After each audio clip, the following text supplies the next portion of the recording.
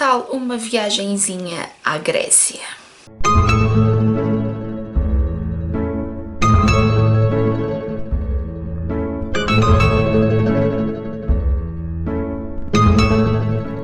Há algum tempo atrás eu criei um book travel em que eu falava de alguns livros que se passam em Londres, devido à minha viagem que eu fiz a Londres na altura.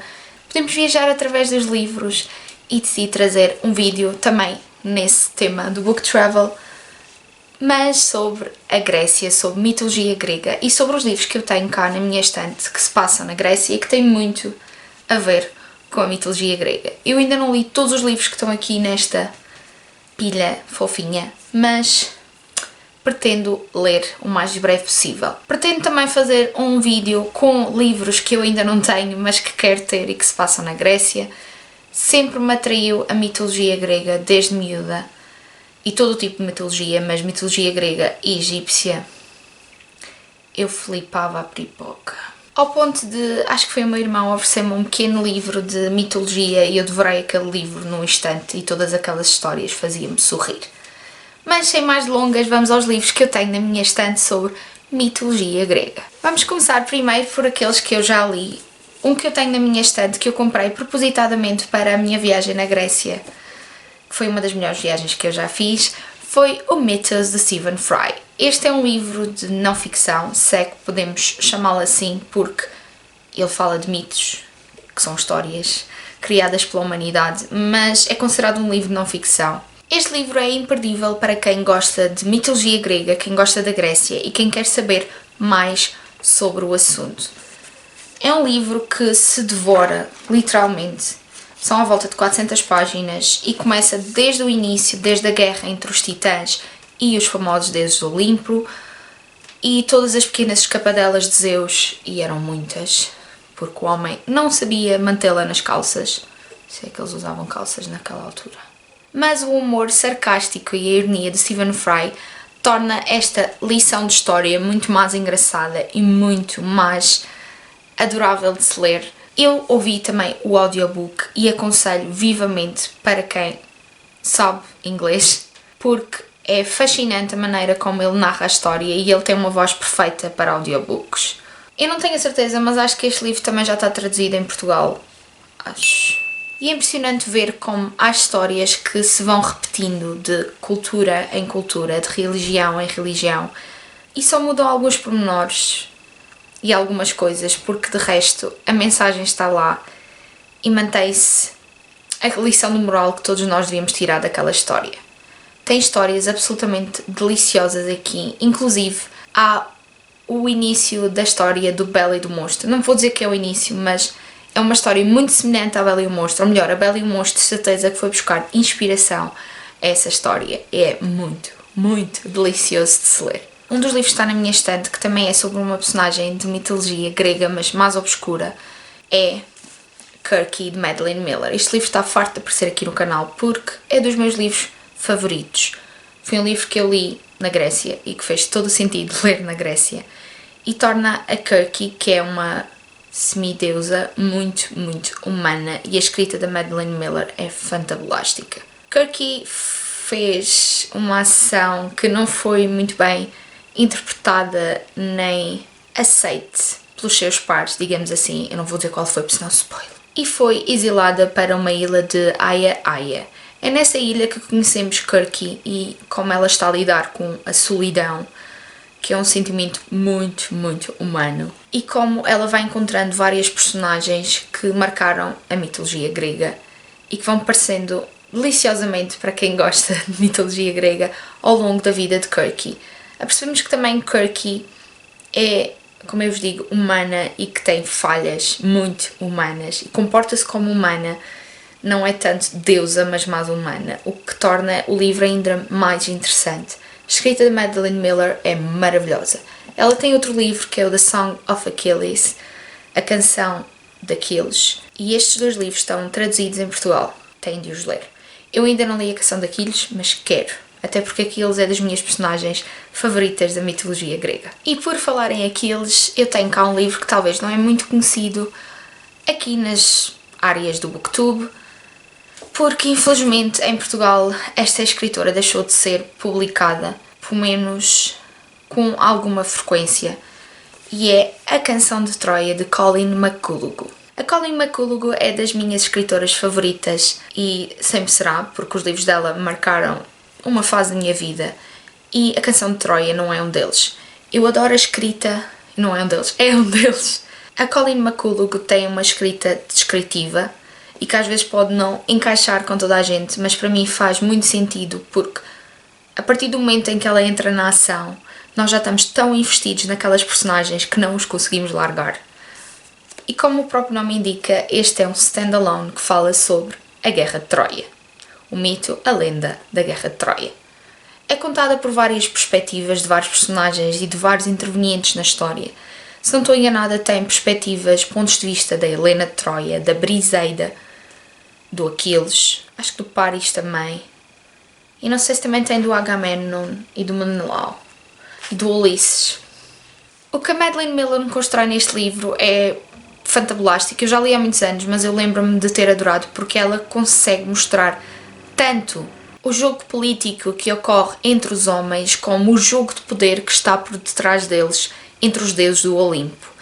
Porque os deuses do Olimpo tiravam partidos. Porque, tal está, comportam-se muito como humanos. São mesquinhos, são ruins uns para os outros e têm inveja uns dos outros. E então nesta guerra temos vários partidos e vários deuses a tirar por os seus favoritos. Por exemplo, Atena tem uma predileção pelo Ulisses e tira por ele. E no meio disto tudo temos também estes pequenos peãozinhos que são os seres humanos. O Paris, a Helena, o Agamemnon, o Aquiles, o Patroclo, que estão apanhados nesta guerra de deuses e de homens e não sabem muito bem como é que vão lidar com esta situação. Eu tenho-vos a dizer que eu já sabia como é que a história de guerra, como é que a Guerra de Troia ia acabar, porque acho que toda a gente sabe, mas fiquei tão investida, nesta história que não consegui parar de ler este livro e li-o em pouco mais de 2 dias, acho eu. Além disso, para quem gosta de mitologia grega, este livro é um ovo de Páscoa, porque quando o abrimos vão saindo coisas e referências a partes deliciosas da história grega, inclusive o nascimento de Roma, que deriva da Grécia Antiga. Traição, vingança, violência, guerra, paixão, romance, é tudo que este livro tem e tenho muita pena que não esteja editado em Portugal por outra editora, porque esta edição minha é da Diffel e ela já faliu. Agora entramos na parte dos livros que eu tenho cá na estante e ainda não os li, mas quero num futuro próximo. Falando em Aquiles, o celebrado herói da Guerra de Troia, há muito tempo que queria ler o The Silence of Girls, da Pat Barker, e era um livro que eu queria comprar na Grécia, porque eu sempre que vou a um lugar gosto de comprar um livro que se passa ou que tem algum cenário onde eu vou. Mas quando eu fui à livraria não havia a edição hardcover, que era a que eu queria, e eu trouxe outro livro. Trouxe o Mythos em vez deste. Esta edição realmente é maravilhosa e eu comprei-a em Londres por um preço ridículo, eu acho que foi tipo meio pound, numa loja de caridade. E esta é outra versão da história de Aquiles, é a versão das mulheres de Briseida, que o vê, segundo a sinopse, como um esclavagista, acho que é assim que se diz, e não tanto como o glorioso Aquiles, mas como o Butcher, que é como ela diz na sinopse, Aquiles. Muito curiosa para ler, cada vez mais curiosa para ler, e acho que vou lê-lo ainda este ano. Outro livro que foi comigo para a viagem da Grécia, mas que eu não tive oportunidade de ler, foi o The Fire from Heaven, da Mary Renault, que eu ainda não li. Este livro é o primeiro de uma trilogia sobre Alexandre o Grande. Se não sabem quem é Alexandre o Grande, shame on you. Alexandre existiu mesmo, foi pupilo de Aristóteles e era filho de Filipe da Macedónia e transformou o mundo como nós o conhecemos, ou aliás foi precursor do mundo como nós o conhecemos, porque o seu império estendeu-se até à Ásia, Egito e Europa. Alexandre morreu jovem, e isto não é spoiler, mas deixou para todo o mundo um legado que ainda tem repercussões hoje em dia. E segundo a lenda, nunca perdeu em batalha. Era um homem destemido, um guerreiro extremamente bom, segundo o que dizem, mas também um estrategista ótimo devido aos ensinamentos de Aristóteles. E o seu grande ídolo era Aquiles, daí a sua apetência para conquistar. Este primeiro livro conta a história da juventude de Aquiles e penso que vai até ele se tornar rei depois de Filipe. E a sério que eu queria já ter o lido, mas ainda não consegui. Alexandre é das minhas personagens favoritas. É das personagens mais difíceis de adaptar para a mídia, porque ele tem tantas nuances e às vezes as pessoas têm medo de explorar os defeitos, se é para que posso assim dizer, dele. As pessoas têm tendência a enaltecer as qualidades dele e esquecer-se dos seus defeitos. E às vezes não fazem muito bem aquela balança. E eu espero que este livro traga-me boas surpresas. Aliás, toda a trilogia tem excelentes classificações e eu li opiniões fantásticas sobre este livro. E por isso é que eu comprei e o levei comigo, mas eu não consegui lê-lo, estava a ler Kirky. Mas esperemos que seja este ano. Também nesta senda de Aquiles, de Guerra de Troia, tem aqui um livro que também já apareceu em vídeos anteriores, que é a duologia da Helena de Troia, de Margaret George, que é autora de um dos meus livros favoritos, livro de trilogia em Portugal, de Cleópatra. Teoricamente Cleópatra também tinha ascendência grega, mas vamos deixá-la para a parte do Egito. Helena de Troia, contada na perspectiva de Helena. Como vocês veem, tenho muitos livros que têm inspiração na Guerra de Troia, mas não foi propositado. Apesar de eu gostar de ler sobre o assunto, mas eu gosto de ler sobre vários tipos de mitologia e histórias gregas e eu não percebo porque que tenho só estes. Curiosíssima com este livro, aliás estou a planear uma leitura conjunta com a Bea de Suspiros da Via, que comprou o livro em inglês e depois vi um vídeo meu e decidimos então ler em conjunto, se calhar será no verão, porque isto é um calhamaço até jeitoso, principalmente na versão original. E por fim tem cá o livro que chegou na Feira Luto de Janeiro, que é o Lore, da Alexander Bracken, que é uma história de competição. Já ouvi dizer que isto é um livro de ação, é uma história de ação, em que todos os anos acontece qualquer coisa e os deuses tornam-se mortais e há uma competição para ver quem é que vai matar os deuses. Soa-me a um livro de ação e diz Hunt or be hunted. Além disso, esta edição mata-me. Mata-me mesmo.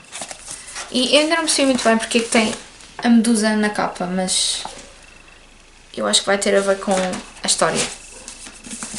E espero também um dia sentar-me a ler esta preciosidade. Estes são os livros que eu tenho na minha estante sobre mitologia grega. Se já leram algum, digam em baixo e digam o que é que acharam. Planeio fazer um outro vídeo com livros sobre mitologia grega que eu quero ler e que ainda não tenho. Só que alguns eu ainda não adquiri porque eu quero mesmo ler um destes para poder comprar outro, para evitar o acumular de livros na estante. Se isso vai acontecer, pouco provável. Se têm algumas sugestões sobre livros de mitologia grega, deixem em baixo e vemos no próximo vídeo. Tchau!